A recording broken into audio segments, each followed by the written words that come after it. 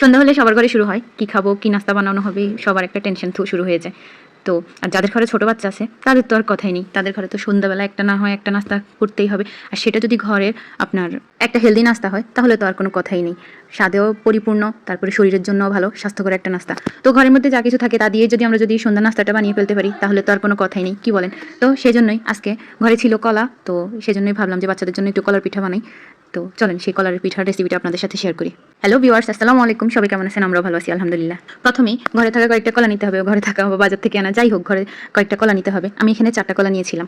তো সেই সাথে চিনি, পরিমাণ মতো চিনি, লবণ, চাউলের গুঁড়া আর একটা ডিম ভালো করে পেস্ট করে নিতে হবে। আমি হাত দিয়ে খুব ভালো করে মেখে নিলাম যাতে কোনো লাম্পস না থাকে বা কোনো দানাদার না থাকে। তো ভালো করে এটাকে মিশিয়ে নিয়ে একটু সামান্য গরম পানি দিয়ে ভালো করে একটা ঢো করে নিলাম। চিনি লবণ আপনারা আপনাদের পর্যাপ্ত পরিমাণ নেবেন, আপনারা যেরকম স্বাদের খেতে চান ঠিক সেই রকমই নিয়ে নেবেন। এবার একটা পাতিলে সাদা তেল গরম করে নেবেন, সয়াবিন তেল আর কি। ওটা গরম করে নিয়ে যখন তেলটা গরম হয়ে আসবে তখন একটা চামচ দিয়ে খুব সুন্দর করে একটা চামচের শেপে পিঠার ডোটা তেলের মধ্যে ছেড়ে দিবেন। এবার উল্টে পাল্টে সুন্দর করে যখন ভাজা হয়ে যাবে তখন এপিট ওপিট লাল করে পিঠাটা তুলে নেবেন। ব্যাস হয়ে গেল মজাদার ঘরের একদম সহজ রেসিপি কলার পিঠা।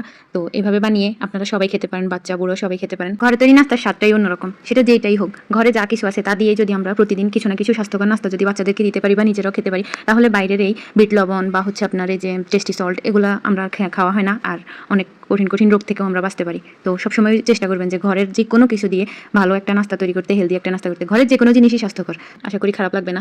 তো আমার রেসিপিটা কেমন লাগলো সেটা তো অবশ্যই কমেন্ট করে জানাবেন, আর এই রেসিপি ফলো করে আপনারাও পিঠা বানিয়ে অবশ্যই কমেন্ট করে জানাবেন কিন্তু কেমন হয়েছে। যদি ভালো লাগে অবশ্যই ভিডিওটি শেয়ার করে দিবেন এবং অবশ্যই আমার পেজটি ফলো করে আমার সাথেই থাকবেন। ধন্যবাদ সবাইকে। আল্লাহ হাফেজ, আসসালামু আলাইকুম। সবাই ভালো থাকবেন, সুস্থ থাকবেন।